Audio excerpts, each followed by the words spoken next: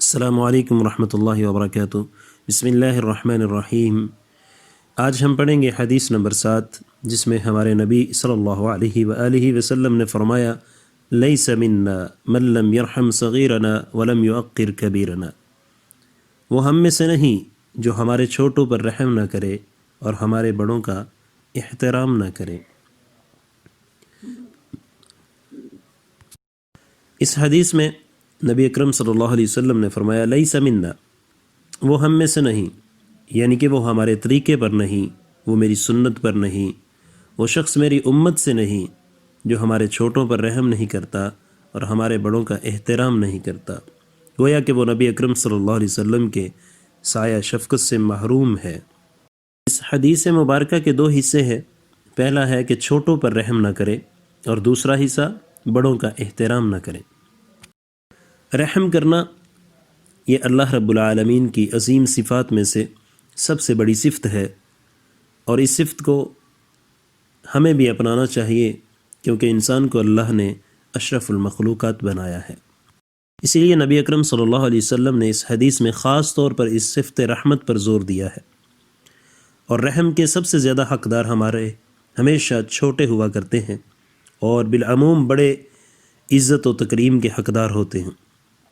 اس لیے نبی اکرم صلی اللہ علیہ وسلم نے اتنی تاکید کے ساتھ یہ الفاظ ارشاد فرمائے کہ جو ہمارے چھوٹوں پر رحم نہیں کرتا اور بڑوں کی عزت نہیں کرتا، وہ ہم میں سے نہیں ہے، یعنی وہ میرے سایہ شفقت سے محروم ہے۔ بچوں کی مناسب تعلیم اور تربیت یہ بھی چھوٹوں پر رحم میں آتا ہے۔ ان کی اچھی تربیت کرنا، ان کو اچھی تعلیم دینا، ان کو اچھا ہنر سکھانا، اور ان کو اچھی صحبت میں رکھنا، ان کے سر پر سایہ شفقت رکھنا، یتیم بچوں کا مکمل خیال رکھنا، غریب بچوں کی ہر طرح سے مدد کرنا، اور ہر قسم کی بچوں کی خوشی میں شامل ہونا جو کہ شرعی لحاظ سے شریعت کے دائرے میں ہو، اور ان کی اس خوشی کو دوبالا کرنا، یہ ساری کی ساری چیزیں چھوٹوں پر رحم میں آتی ہیں۔ دوسرے حصے میں بڑوں کا احترام۔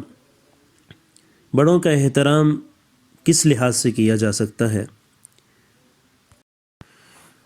ہمارے بڑے، ہمارے اساتذہ اکرام، ہمارے والدین، ہمارے بڑے بھائی، ہماری بڑی بہنیں،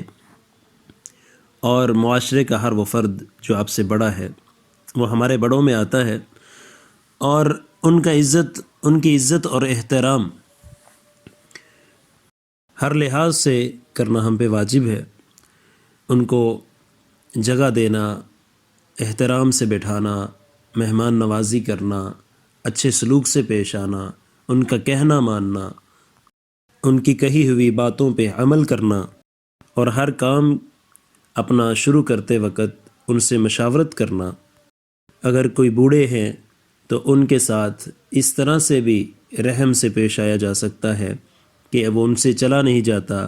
تو آپ اپنی سواری پہ بٹھا کر ان کو منزل تک پہنچائیں، اور اسی طرح اگر ان سے کھانا نہیں کھایا جاتا تو آپ ان کو کھانا کھلائیں، ان سے اٹھا نہیں جاتا آپ ان کو اٹھائیں، ان کو دبائیں، ان کے ساتھ اچھے سلوک سے رہیں، ان کا ہر طرح کا خیال رکھیں، ان کے ساتھ وقت صرف کریں، بیٹھیں، اپنی مصروفیات میں سے کچھ وقت نکال کے ان کے پاس بیٹھیں، ان کا حال چال پوچھیں، ان کے کھانے پینے کا انتظام کریں، کیونکہ جو بڑے ہوتے ہیں، جو بوڑھے ہو جاتے ہیں، وہ ان کو سب سے زیادہ پیار کی اسی طرح ہی ضرورت ہوتی ہے جس طرح کے چھوٹے بچوں کو پیار اور محبت کی ضرورت ہوتی ہے۔ تو جو شخص یہ سارے اعمال میں سے کوئی بھی بڑوں کا احترام اچھے طریقے سے نہیں کرتا، بلکہ ان کو گالیاں دیتا ہے، ان کو دھکے دیتا ہے، ان کو گھروں سے نکال دیتے ہیں، لو جی بوڑھا ہے، آپ کھانستے رہتے ہیں، آپ کا تو کام یہ ہے، سارا دن آپ کوئی نہ کوئی کسی نہ کسی چیز میں سے کچھ نہ کچھ نکالتے ہی رہتے ہیں۔ اللہ رب العالمین قرآن مجید میں ارشاد فرماتے ہیں